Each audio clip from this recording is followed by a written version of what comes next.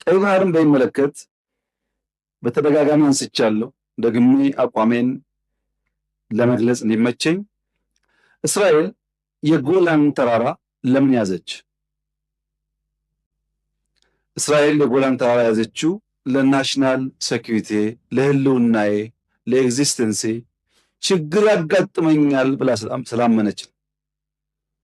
ኢትዮጵያ የባህር አክሰስ አያስፈልጋትም ብሎ የሚያምን አይገባትም ብሎ የሚያምን ሰው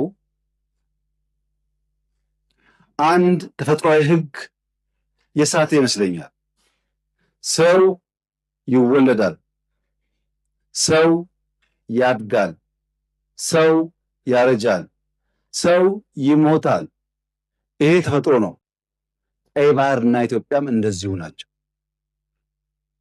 በሆነ ጊዜ ማርጀት፣ በሆነ ጊዜ መድከም ቢኖርም ቀይ ባህርና ኢትዮጵያ ለዘላለሙ ተነጣጥለው መኖር አይችሉም።